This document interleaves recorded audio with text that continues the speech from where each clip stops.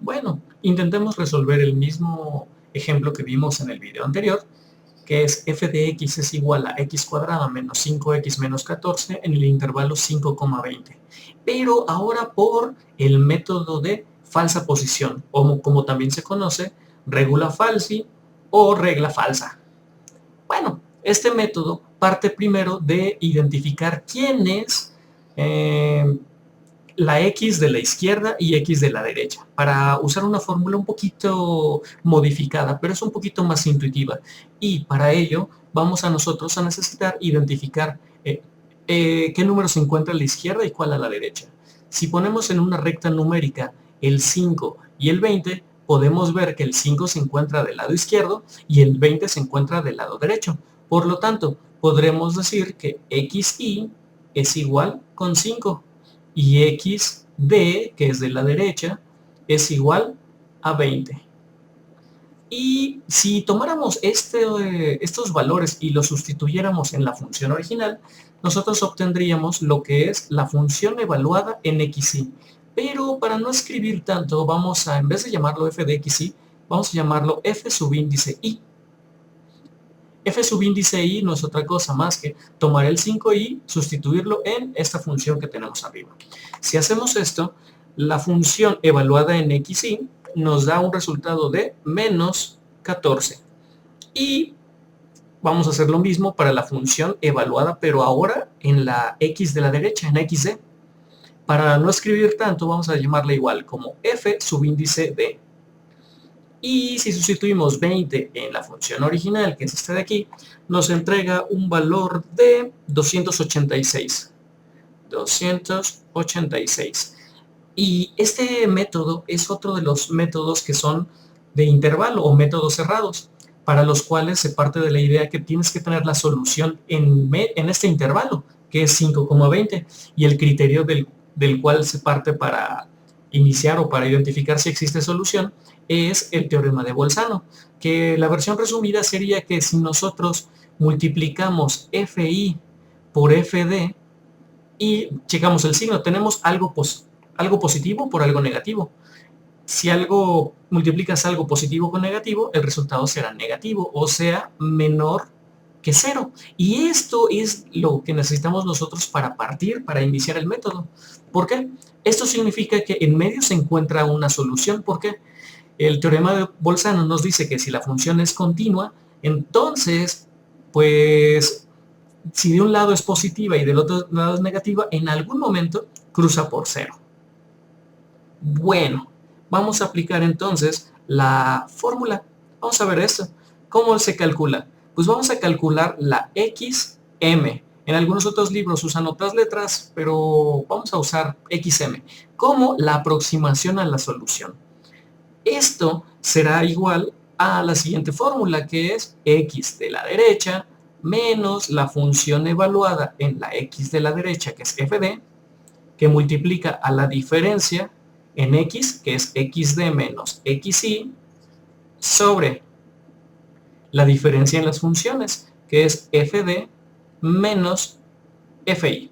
Esta función es la que vamos a estar usando a lo largo de todo este desarrollo. Voy a copiar esta fórmula y la voy a poner de este lado. Ok, entonces, ya que movimos esta fórmula, vamos a aplicarla. Vamos a calcular, obtener la primera aproximación a la solución, la primera XM. XM será igual a XD según la fórmula. XD vale 20, menos la función evaluada en XD, o sea, FD, que es 286, que multiplica la diferencia de XD menos XY. XD vale 20, menos XY, que vale 5. Y ya está, dividido sobre, bueno, todo esto sobre FD menos FI, que es 286 menos 14. Este menos es de fórmula y este menos 14 es del valor que tiene ahorita mi función evaluada en XY. Si ponemos esto en la calculadora, nos da un resultado de 5.7. Y esa es la primera aproximación a mi solución. Aquí no he terminado. ¿Qué tenemos que hacer? Ahora tomamos este valor de 5.7 y lo sustituimos en la función inicial, en f de x. Vamos a hacer eso. ¿Para qué quiero hacer eso? Yo necesito encontrar esto, la función evaluada en XM. Para nuevamente escribir un poquito menos y sea más rápido, vamos a llamar esto como f subíndice m, fm. Y vamos a hacer la operación 5.7 al cuadrado menos 5 por 5.7 menos 14 nos entrega un resultado de menos 10.01. Y ya tenemos el resultado de la función f de xm. Vamos ahora a revisar si se encuentra en qué intervalo, y para ello vamos a usar el mismo criterio que en bisección. De hecho, no sé si están dando cuenta de que este método es casi el mismo de bisección, con la única diferencia de la fórmula que usamos nosotros para calcular xm. Bueno, ¿cuál es el criterio que usamos nosotros para actualizar? Pues eran dos casos. El primero es si el producto de fd por fm es mayor que 0. Si es mayor que 0, significa que no se encuentra en el intervalo de xm a xd. Por lo tanto, ese intervalo tenemos que modificarlo. Tenemos que mover a xd. xd lo vamos a sustituir con lo que tenga xm. Y si movimos a xd, también tenemos que mover a fd. fd tendrá lo que sea fm. ¿Y qué pasará en el otro caso? Bueno, vamos a poner aquí una línea, y el otro caso es que fd por fm sea menor que 0. Si es menor que 0, pensémoslo así. Si es menor que 0, para que algo sea menor debe ser negativo. Significa que uno de estos dos es positivo y el otro es negativo, para que el producto me dé negativo. Caso contrario de aquí, para que algo me dé positivo, o los dos son positivos o los dos son negativos. Pero bueno, estábamos en este caso. Entonces, ¿qué significa? Que se encuentra en el intervalo desde xm a xd. ¿Quién no juega o quién no participa en este intervalo? Es xy. Xy es a quien tenemos que mover. Xy será, le vamos a cargar lo que tenga xm, y también fi le vamos a cargar lo que tenga fm. Bueno, ya que recordamos un poquito el criterio, vamos a aplicarlo aquí. Para terminar nuestra primera iteración, vamos a multiplicar fd por fm. Recordemos, a nosotros no nos interesa para nada saber cuál es el resultado. Nos interesa únicamente el signo, si es positivo o negativo. fm está aquí y es negativo. Y el último fd conocido es este de aquí, que es positivo. Si multiplicamos algo positivo por algo negativo, el resultado será negativo, o sea, menor que 0. Y estamos en este caso de aquí. Y si es menor que 0, tenemos que mover a xy. xy será igual a xm, que en este caso xm trae 5.7. Y si movimos a xy, también tenemos que mover a fi. fi será igual a fm, que es menos 10.01. Y con esto terminamos la primera iteración, la iteración 0. Vamos a marcarlo aquí con otro color. Vamos a decir que esto de aquí es la iteración 0. Vamos a ver la siguiente iteración. Vamos a ponerla con otro color. Ok, la siguiente iteración será más corta y vamos a iniciar calculando xm. Quedó un poquito grosa la línea. xm es igual al último valor conocido de xd, que es 20, menos fd, que sigue siendo 286, por la diferencia de xd, que es 20, menos el último valor conocido de xy, que en este caso es 5.7. 5.7, y todo dividido entre la diferencia de las funciones. fd, que es 286, menos fi, el último valor conocido de fi, menos 10.01. Y si ponemos esto en la calculadora es 6.1835. Y hay más dígitos, pero vamos a tomar únicamente 4 dígitos después del punto decimal. No vamos a redondear, vamos a truncarlo ahí. Si tomamos este valor y ahora lo sustituimos en la función f de x, vamos a encontrar la función evaluada en xm. Esto es f subíndice m, que nos da menos 6.6818. Y ya tenemos el valor de fm. Ahora vamos a hacer la comprobación si se encuentra en este intervalo o no. vamos a multiplicar FD por FM y vamos a ver qué signo tiene. FM es negativo. Y el último valor conocido de FD, pues no se ha cambiado, sigue siendo positivo. Positivo por negativo, el resultado es negativo, o sea, será menor que 0.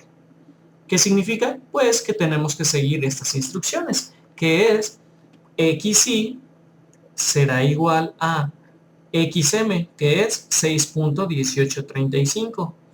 Y si movimos a XY, también tenemos que mover a FI. FI será el último valor de FM, que es este de aquí, menos 6.6818. Y con esto termina la segunda iteración. O sea, la iteración I igual con 1. Vamos a hacer una tercera iteración. I igual con 2. Y vamos a ponerlo de otro color. Vamos a usar ahora un morado. Veamos una tercera y última iteración. Vamos a iniciar como siempre calculando el valor de XM. XM será el último valor conocido de XD, que en este caso no lo hemos movido, sigue siendo 20. Hago una nota aquí y pareciese que siempre estamos actualizando a XY en esta iteración, en esta de aquí, pero dependiendo del problema puede que se esté moviendo solo XY y FI o solo XD y FD, o se estén alternando o tenga alguna secuencia de algún tipo. Así que no se vayan a ir con la finta de que siempre se actualiza XY. Eso es dependiendo del problema. Bueno, cierro el paréntesis. Y XM es el último valor de XD menos la función evaluada en XD, que es 286, que multiplica a la diferencia en X. XD, que es 20, menos el último valor conocido de XY, que es este de aquí, menos 6.1835. Y todo esto lo vamos a dividir entre la diferencia en las funciones. FD, que es 286, menos FI, que es negativo también, entonces hay que ponerle un paréntesis, menos 6.6818. Y ya tenemos lista la fórmula. Si ponemos esto y lo calculamos, nos da un resultado de 6.4989. Y la función, al evaluarlo con este valor que acabamos de calcular en la función original, tendríamos el FM, que es menos 4.2587. Y sigue actualizar. Tenemos que investigar cuál de las dos vamos a mover, si será XD o XY. Para ello tenemos que multiplicar el último valor de FD conocido contra el último valor conocido de FM. FM sigue siendo negativo y el último FD es este valor de aquí, que también es positivo. Positivo por negativo, el resultado será negativo, o sea, menor que 0. Y vamos a sustituir XY en este caso. XY, como también en los anteriores, será el valor de XM, que es 6.4989. Y si movimos a XY, tenemos que mover también a FI. FI será el valor de FM, que es menos 4.2587. Y ya está, hemos calculado las primeras 3 iteraciones. Y dense cuenta qué va pasando con este valor de FM. Vean cómo lento pero seguro está llegando al valor de 0, ¿no? Empezó en menos 10, después siguió en menos 6 y después está en menos 4. Conforme vayamos avanzando, ese valor se va a ir pegando mucho más a 0. Y si lo pusiéramos en MATLAB y lo simuláramos, vamos a ver qué resultados nos daría si calculáramos más iteraciones. Bueno, tapemos un poquito las ecuaciones, las fórmulas que teníamos, pero vamos a ver. Fíjense lo que nos da MATLAB. La primera iteración nos da 5.7 y es precisamente lo que nosotros habíamos calculado. La siguiente nos da 6.1835 y aquí está casi el valor. Recordemos que MATLAB redondea el último dígito, por eso es de que casi es el mismo valor. Y la última iteración que calculamos es esta de aquí, 6.4989, y a MATLAB le da pues 6.4990. Si se fijan, es una variación muy pequeña y pues ya vimos la razón. Pero quiero que se den cuenta de algo, y es cómo lentamente va a llegar, parece que está convergiendo a un número en cada iteración, y tiene sentido, ¿no? Porque la solución de esa función, o más bien si lo graficáramos, veríamos que una de sus soluciones se encuentra en el valor de -2, y la otra solución, que le voy a llamar x subíndice sol, está en 7. Y fíjense, esta es la que se encuentra en este intervalo, por lo tanto es la que esperaríamos que llegara nuestro algoritmo, y estamos viendo que está pasando, ¿no? 5.7, y lentamente va caminando hasta el valor de 7. ¿Se dan cuenta? Después de muchas iteraciones, estamos llegando al valor que nosotros necesitamos. Y bueno, ¿cómo se vería el gráfico de esto? Vamos a cambiar. Esa es la gráfica de la función. ¿Y qué fue lo que hicimos particularmente? Pues dijimos que el valor de xy se encontraba en 5, que es más o menos por aquí. Aquí se encontrará el valor de xy. Déjenme cambiar de color porque está un poquito tenue. Vamos a cambiarlo por rojo. Aquí se encuentra el valor de xy. Y en el valor de 20, esto de aquí es xd. Y lo que hicimos fue, pues, evaluar mi función en dicho punto y después trazar una recta que une los dos puntos. Ya está. Y en el punto en el que se intersecta el eje de las x, será mi siguiente aproximación, que es esta de aquí. Fíjense, en este valor de aquí es más o menos lo que nosotros calculamos, 5.7. Más o menos aquí es el valor de 5.7. ¿Y qué hicimos? Pues recorrimos el valor de xy, ¿no? ¿Por qué? Iniciamos diciendo que existía la solución, ¿no? Y tiene sentido, ¿no? Porque de este lado, de todo este lado de aquí, mi función será negativa, ¿no? Todo este lado la función es negativa, y de todo este lado la función es positiva. Por lo tanto, en algún momento cruzaba cero, y eso nos lo dijo el teorema de Bolzano. ¿Qué se hace en la siguiente iteración? Pues en la siguiente iteración recorrimos este punto de aquí, era el valor de xm. Sin embargo, recorrimos a xy. ¿Se acuerdan que ahí actualizamos? Recorrimos el valor de xy y calculamos la función en este punto. xd no se movió. Por lo tanto, lo que hicimos fue ahora trazar una línea recta que va desde ahí hasta el punto que nosotros habíamos calculado. Y fíjense cómo poco a poco empieza a caminar a la solución. Este valor de aquí, si trazamos una línea, es más o menos el valor que nosotros calculamos, que es 6.18. ¿Se dan cuenta cómo esto va caminando lentamente? Y después en la siguiente iteración, si lo calculáramos, que es más o menos, no sé, un poquito por aquí, déjenme cambiar de color para que se note un poquito más. Vamos a usar ahora negro. Fíjense, es más o menos como por aquí, con un poquito de imaginación. Nuevamente se movió el valor de xy hasta llegar a este de aquí. Y poco a poco va avanzando. Más o menos con un poquito de imaginación, ese sería el resultado. Si lo estuviéramos haciendo a escala, veríamos que más o menos el valor en el cual está intersectando el eje de las x, que es más o menos como por aquí, sería, o debería ser, para que corresponda a nuestros cálculos, es 6.49. 49.89, ¿no? Que fue el que calculamos, y es más o menos lo que obtuvimos, ¿no? Y estamos viendo que esta es la tendencia que tiene. Lentamente va caminando poco a poco a la solución.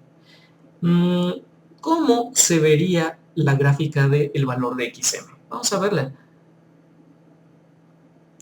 Veamos un último gráfico. Fíjense, iniciamos en el valor de 5.7 en la primera iteración, que es este de aquí. Fíjense, en la primera iteración tenemos este valor, que es el de 5.7. En la segunda nos da el de 6.18, que es este de aquí. En la tercera iteración, que fue la última que hicimos, es el 6.4989. Y vean cómo poco a poco va convergiendo a esta línea roja, a esta línea que corresponde al valor de 7.